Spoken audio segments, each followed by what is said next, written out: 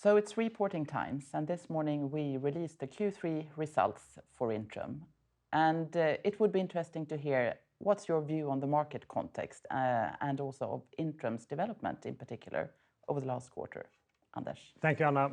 Yes, if you look at it from a market perspective, we, during the summer months, have seen the vaccination campaigns across Europe being successful and that leading to opening of societies and a return to somewhat more normal summer month activities like leisure activities and travel has started to come back. But it also means that people have been taking holidays and since the holidays coming back into the office. So we're seeing the return to more normality in society. At the same time, we continue to see a strong positive economic backdrop. Growth prospects are continue to be good and very positive economic and business sentiment. That has, from our perspective, translated into a more softer third quarter with a more normal seasonality pattern, as we usually see that we also saw in the pre-pandemic times, where we've seen a drop in revenues compared to the catch-up quarter that we had in Q3 2020 of about 4% year over year and about minus 16% on cash EBIT. But at the same time, with this strong economic outlook and the recovery underway, we also see a high level of new business activity where our clients, in particular our financial clients, have been very active and very interested in proactively addressing the balance sheet challenges that may be coming up. But if you compare to the first 9 months, if we compare the first 9 months of this year compared to last year, we continue to see a growth trajectory. So we're up about 3% year over year. And our leverage ratio is at about 4.2 times and the cash EPS is 24.04. So continued positive trajectory on our financial ratios, albeit with a softer quarter. Looking at across our segments, in CMS, we see a seasonally softer quarter. But importantly, we see the underlying case inflow is starting to come back and continued positive trajectory since the trough that we talked about during the first quarter in the beginning of this year. And currently we're about minus 5% compared to the pre-pandemic levels. It's a good catch-up and recovery that we're seeing now. That is a leading indicator for us and will be positive to continue the normalization of revenues and profits in the CMS business for the coming quarters. Also, the new business activity level has been high. We have signed, for instance, in Sweden, we've signed a large niche bank as a new client, a very important contract. We're very happy with that. So, we continue to have very good momentum on that side. In the strategic markets, again, it's been a softer, seasonally softer quarter, but also there we've seen a high level of new commercial activity, and we're very happy with the successes that we're now seeing with adding new volumes to our platforms, particularly in Spain and in Italy.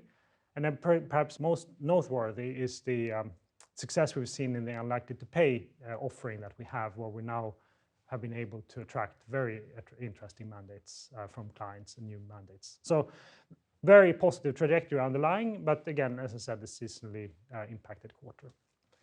On the portfolio investment side, very strong collection performance. Again, in the third quarter, we collected approximately 3 billion Swedish krona. And a strong index performance. Again, the high level of business activity has translated into a high level of new investments, so approximately 1.6 billion, it's about double what we did in the same period last year, but also at continued attractive returns levels. If you look at the return levels year to date this year, they're similar to what we saw in the same period last year, but on much higher volumes. So, very positive outlook on the portfolio investment side. So expectations from different stakeholders, investors, clients, employees are increasingly strong when it comes to sustainability aspects. And we put a lot of effort into this area at Intrum. Could you mention a few of the milestones so far this year, and maybe in particular during the third quarter? You're right. The sustainability agenda that we set out at the Capital Markets Day last year, we've continued to work and develop on. And very happy with the ratings that we have received from Sustainalytics, for example, where we have now been rated the #1 company from a sustainability point of view in our industry. And we're a top 4% company globally amongst all the companies that they rate. Similarly, we've also received an improved rating from MSCI, where we're now AA rated sustainability rating on a AAA to CCC scale. So also very happy with that. During the quarter, we've also decided to support the task force for climate-related financial disclosure, which, the recommendations, and that we are now implementing this. Also, in relation to another step in those efforts is the carbon disclosure project, where we now also decided to initiate reporting according to those principles. So a lot of movement on the sustainability agenda. And you mentioned very briefly the Capital Markets Day that took place in November last year. We then launched the ONE Intrum transformation program. How is that progressing? It's going very well. It's a lot of activities, a lot of work, and I want to say thank you to everyone in the organization who's been working so hard to continue to drive the transformation program in all its aspects forward during the year.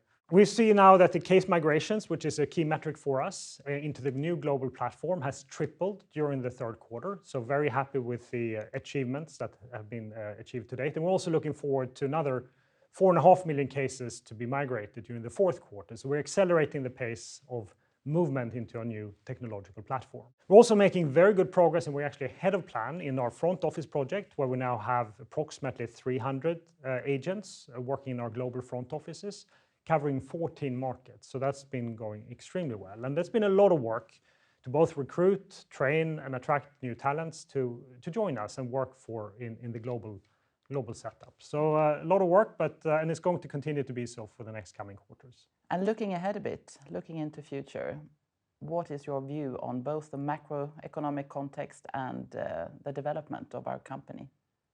Well, if we look at the mega trends, they continue to be very supportive of sustainable organic growth for Intrum for the coming years. Both we're seeing the normalization coming out of the pandemic situation.